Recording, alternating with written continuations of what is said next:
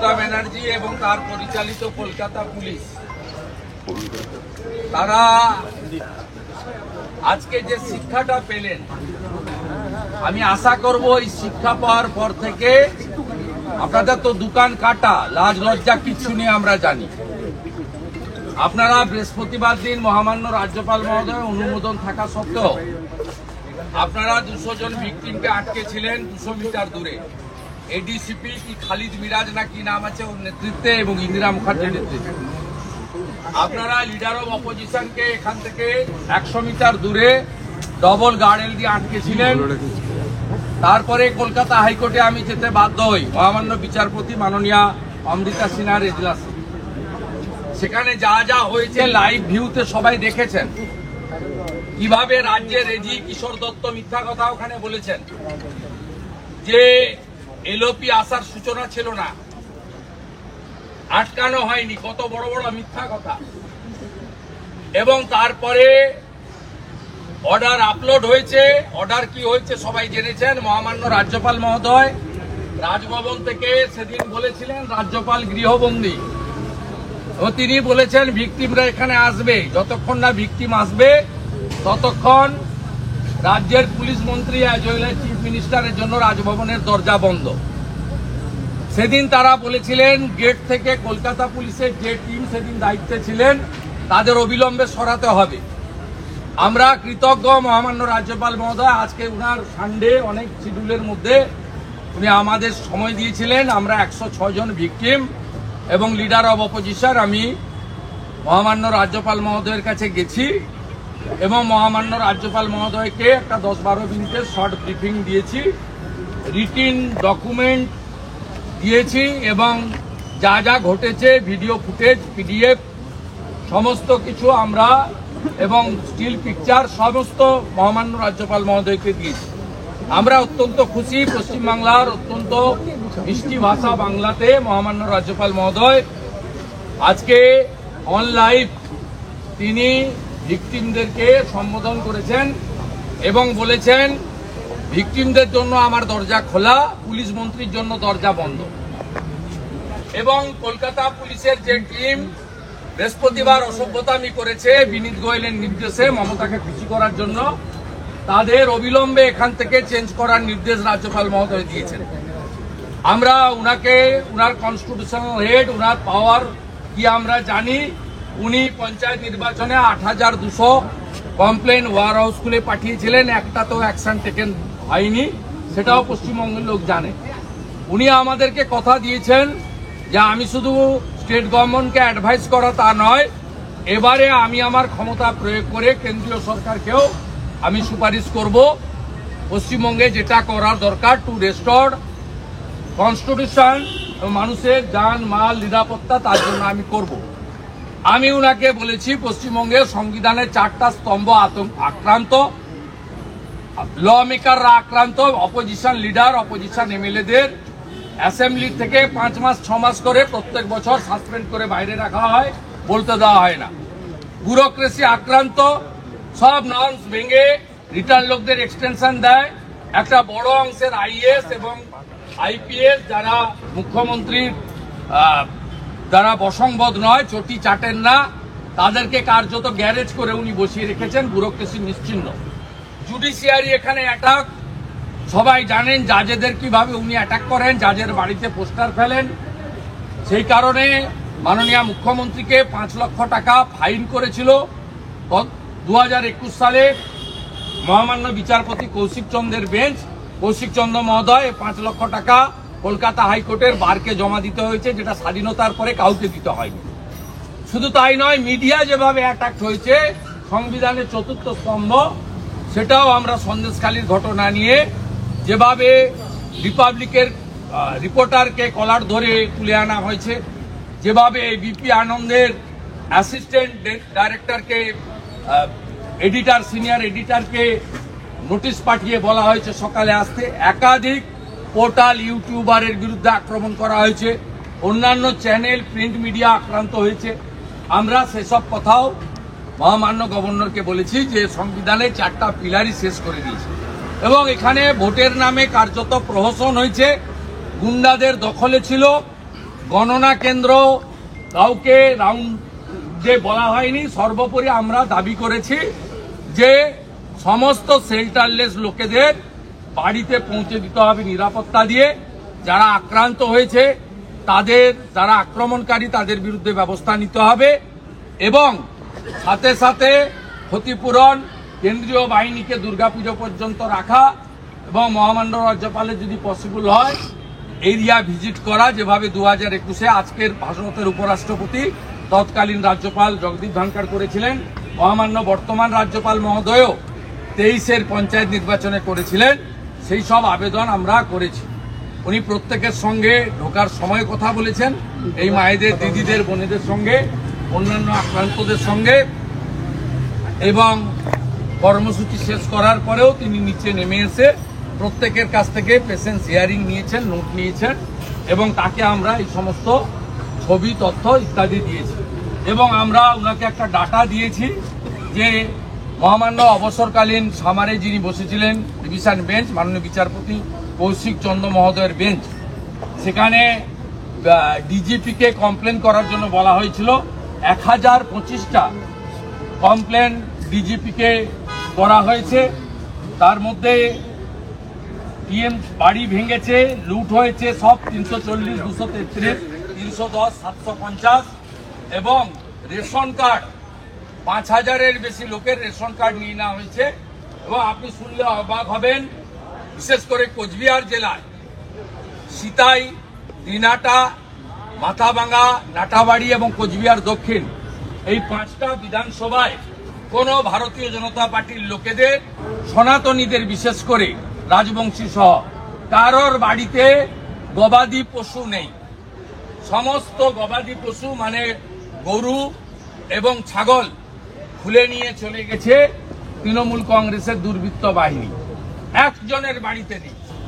আমি দায়িত্ব নিয়ে বলছি, আপনাদের নাটাবাড়িতে, সিতাইতে, মাথাভাঙাতে, দিনহাটাতে এবং আপনার কোচবিহার সাউথে এবং ব্যাপকভাবে এখানে আমাদের এসসি মোর্চার নেতা সঞ্জয় নায়ক আছেন, তার বাড়ি এটা নিয়ে 3য়-বার ভাঙা হল। 21 সাল থেকে পরপর করা। এই মাকে কিভাবে মাথা ভাঙা হয়েছে, কিভাবে রড দিয়ে, ইনি বিজেপির কোনো কর্মকর্তা নয়, এর অপরাধ ইনার পরিবার বিজেপিকে সমর্থন করেছে। এইভাবে প্রত্যেক ইনার মন্দির পর্যন্ত, এই যে ঠাকুরকে দেখছেন ইনি সন্ন্যাসী, ইনার মন্দির পর্যন্ত পুরো মন্দির ভেঙে দেওয়া হয়েছে। উনি এখন কলকাতাতে রাস্তায় ঘুরে বেড়াচ্ছেন, গাছের নিচে, ফ্লাইওভারের নিচে জীবনযাপন করছেন। ইনার মন্দিরকে পর্যন্ত রাখা হয়নি। এইরকম একটা পরিস্থিতি পশ্চিমবাংলায় চলছে। আমরা মহামান্য আদালতেও গেছি, পাবলিক ইন্টারেস্ট লিটিগেশন করেছি এবং মহামান্য আদালত নিশ্চিতভাবে আগামী মঙ্গলবার বা বুধবার, যদি মঙ্গলবার কোর্ট না হয় তাহলে হয়তো বুধবার আমাদের মনে হয় শুনানি করবেন।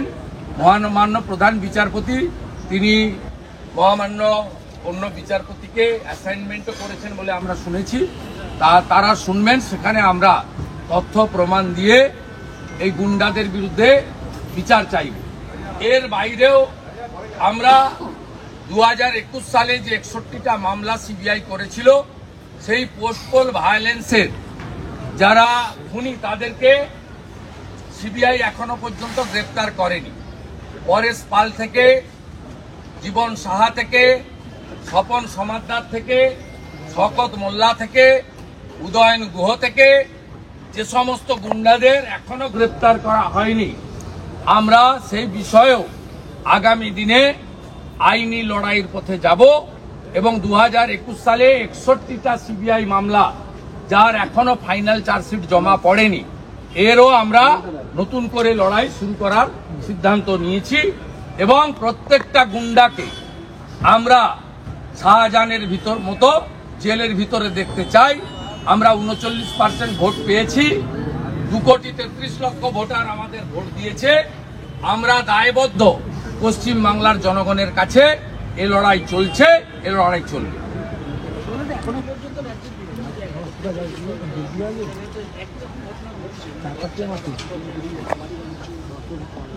প্রত্যেক দিনই ঘটছে। আরো বলছে যে আগে বলছিল 19, এখন বলছে 21। কেন্দ্রীয় বাহিনী চলে যাওয়ার পরে তোমাদের একদম নিকেশ করব। এমনি কেন্দ্রীয় বাহিনীকে রাজ্য পুলিশ ব্যবহার করছে না। আমরা কেন্দ্রীয় নিরাপত্তা বাহিনীর কন্ট্রোল রুমে জানালে ঘুর পথে তাদের 1.5-2 ঘন্টা পরে ইনসিডেন্ট প্লেসে নিয়ে যাওয়া হচ্ছে। আমাদের পক্ষ থেকে মোট সেফ হোম করা হয়েছে বারুইপুর, বাসন্তী, ডায়মন্ড হারবার, বারাসাত, বসিরহাট, কলকাতা, মেদিনীপুর, ঝাড়গ্রাম, বিষ্ণুপুর, আরামবাগ, কোচবিহার, ঘাটাল। সেখানে এই মুহূর্তে 3200 জন আছে। এর বাইরেও রাজ্যের বাইরে চলে গেছে 2500 ছেলে, পশ্চিমবঙ্গের বাইরে চলে গেছে। এটা কোনো রাজ্যে হয় না, কোনো রাজ্যে হয় না। 2021 সাল থেকে 15টা স্টেটে ভোট হয়েছে, কোন রাজ্যে এই জিনিস হয় না। এটা 3 বার পশ্চিমবঙ্গে ঘটলো, 21-এ ঘটেছে, 23-এর পঞ্চায়েতে ঘটেছে, এবারও ঘটেছে। এবং আশ্চর্যজনক ভাবে পুলিশের একটা বড় তলাকে যেভাবে ভোট লুট থেকে বিরোধীদের আটকানোর কাজে ব্যবহার হচ্ছে, তার ফলেই আজকে পশ্চিমবাংলার জনগণের নিরাপত্তা আজকে কেড়ে নেওয়া।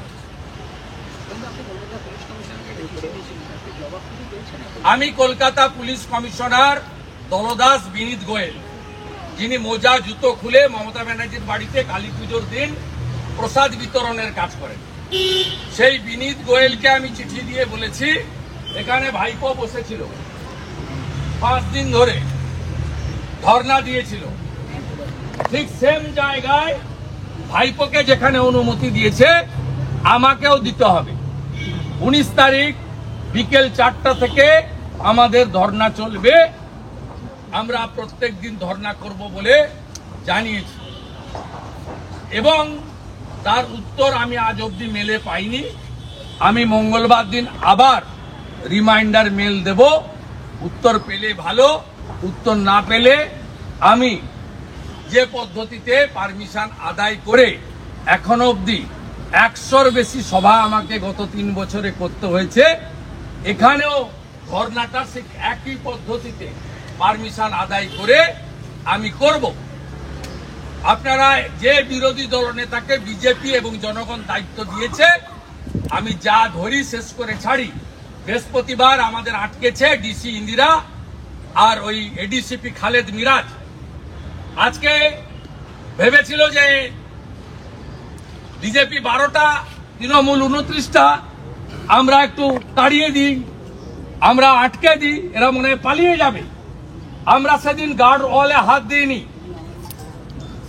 আমরা পুলিশের নিচের তলার কর্মচারীর কিচ্ছু করার নেই।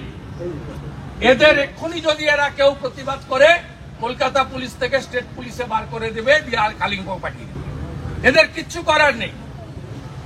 আমি একটা গার্ড ওয়ালে হাত দিইনি।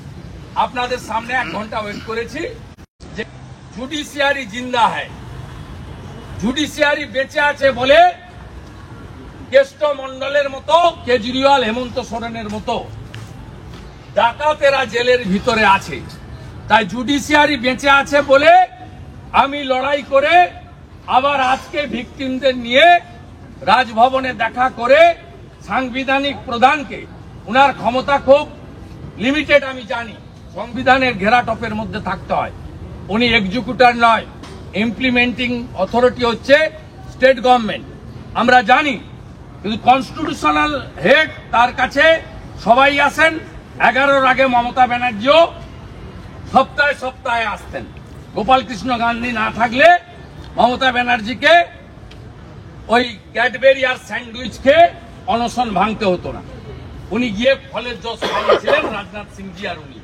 তা আমরা সেখানে এসে আমাদের কথা, আমাদের আবেদন, আমাদের তথ্য, প্রামাণ্য, যুক্তি এবং ভিকটিমদের মুখ থেকে যারা অ্যাকচুয়ালি আক্রান্ত তারা তাদের কথা বলেছি। পরবর্তী কার্যক্রম আমরা সেইভাবে চালাবো। শুভেন্দুদা, এত কোটি কোটি টাকা খরচা করা হচ্ছে ইলেকশনে, নির্বাচন কমিশনের ভূমিকা কি তাহলে? যেখানে ভোট লুট হচ্ছে, তাদের ভূমিকাটা কি নির্বাচন কমিশনের? নির্বাচন কমিশনের ভূমিকা সারা ভারতে যা, পশ্চিমবঙ্গে তাই। আমরা ইলেকশন কমিশনকে বুঝাতে পারিনি যে এসওপি পশ্চিমবঙ্গের জন্য আলাদা হওয়া উচিত। ইলেকশন কমিশন তারা দিল্লি থেকে ভাবেন যে উড়িষ্যা যা, উত্তরপ্রদেশ যা, গুজরাট যা, এখানেও তাই। যে পশ্চিমবঙ্গটা যে আলাদা, এটা ওরা এখনো পর্যন্ত ভেবে উঠতে পারেনি। শুধু আমার মনে হয় শেষের দিকে ওনাদের মাথায় একটা কিছু এসেছিল যে 15 দিন সেন্ট্রাল ফোর্স রেখে দিই। এই একমাত্র রাজ্য যেখানে 6 তারিখে এমসিসি ওঠার পরেও 15 দিন সেন্ট্রাল ফোর্স 19 তারিখ পর্যন্ত রাখার অর্ডার সেন্ট্রাল ইলেকশন কমিশন দিয়েছিল। আমি আপনাদের মাধ্যমে প্রশ্ন করতে চাই ইলেকশন কমিশনকে, 2021 বিধানসভা পশ্চিমবঙ্গ ভোটের পর থেকে ছত্তিশগড়, রাজস্থান, মধ্যপ্রদেশ, মিজোরাম, তেলেঙ্গানা 15টা রাজ্যে ভোট হয়েছে। কোন রাজ্যে এই ধরনের ঘটনা ঘটে? উড়িষ্যাতে বিজেডি 20 বছর শাসন করেছে। আজকে উড়িষ্যায় বিজেপি সরকার হয়েছে, 21টার মধ্যে 19টা সিট আমরা পেয়েছি। সেখানে একটা বিজেডি কর্মী বলতে পারবে যে বিজেপি, আমার উড়িষ্যা তো আমাদের গায়ে, আমার বাড়ি থেকে তো কার্যত ওয়াকিং ডিস্টেন্স, 40 মিনিটে উড়িষ্যা বর্ডার। তা একজনও কেউ বলতে পারবেন না যে উড়িষ্যাতে বিরোধী দলের কর্মী আক্রান্ত হয়েছে। উত্তরপ্রদেশে আমাদের সরকার, আমরা 30-35টা সিট সেখানে লুজ করেছি, হেরেছি, মানুষ হারিয়েছে। গণতন্ত্রের জনগণ শেষ কথা। একটা লোক বলতে পারবে যোগীজি সেখানে পুলিশকে নামিয়ে দিয়েছেন মিথ্যা মামলা করার জন্য? ভারতীয় জনতা পার্টি তো সেখানে ক্ষমতায়, বিরাট মেজরিটিতে ক্ষমতায়, সেখানে কাউকে মারধর করছে কেউ বলতে পারবে? উদাহরণ নেই। তাই পশ্চিমবঙ্গে এগুলো হচ্ছে যারা শাসক তারা এটা চান বলে, তারা বিরোধীদের নিঃশেষ করতে চান। এর জন্য যদি কেউ দায়ী হন, পুলিশ মন্ত্রী মমতা ব্যানার্জি দায়ী। এই কারণে 21 সালে 5 সদস্যের যে বিচারপতির বেঞ্চ হয়েছিল, তারা এনএইচআরসি কে ইনভেস্টিগেশন করতে দিয়েছিল। এনএইচআরসি রিপোর্টে 1 নম্বরে লিখেছিল তারা, পশ্চিমবঙ্গে আইনের শাসন চলে না, শাসকের আইন চলে। This is the actual ground reality of West Bengal. দাদা, উদয়নগুহ বলছেন যে কোচবিহারে কোথাও কোনো ঘরছাড়া নেই, যদি কোনো বিজেপি কর্মী তাকে জানান কেউ ঘরছাড়া, তাকে জানাবেন কেন? কে? হরিদাস পাল। আমরা উদয়নগুহর গ্রেফতার চাই। 2021 সালে পোস্টপোল ভায়োলেন্সে কোচবিহারে 5 জন খুন হয়েছে, 3টে এফআইআর এ উদয়নগুহর নাম। সিবিআই কেন ছেড়ে রেখেছে? আমরা উদয়নগুহর গ্রেফতার চাই। কে হরিদাস পাল? উদয়নগুহর সেন্টার নিতে হবে। বিজেপির একটা কর্মীও মাথা নত করবে না। সেই জন্য বিজেপি তার প্রতিষ্ঠার পরে এত ভোট পেয়েছে, এত লুটের পরেও 2,33,00,000 ভোট প্রথম পেয়েছে বিজেপি। 2019-এ 2,30,00,000, 2021-এ 2,28,00,000। অতএব উদয়নগুহর সার্টিফিকেট আর সেন্ট্রাল বিজেপির লাগবে না। আমরা উদয়নগুহর মতো, যিনি নিজের বাবাকে, মমতা ব্যানার্জিকে খুশি করতে নিজের বাবাকে চোর বলেছেন, কমল গুহ, তার কাছ থেকে কিছু আমাদের শোনার দরকার। দাদা এদিকে, দাদা এদিকে।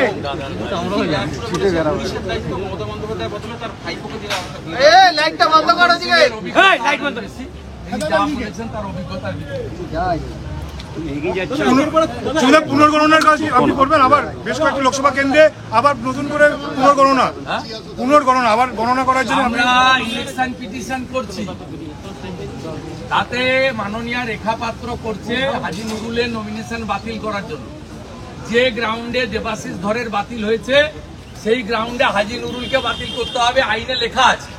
এ তো শুধু টাইম উইল স্পেক, বাতিল তো হবেই, বাতিল তো করতে বাধ্য। হাজী নুরুলের নমিনেশন থাকে না, আইনে পরিষ্কার আছে।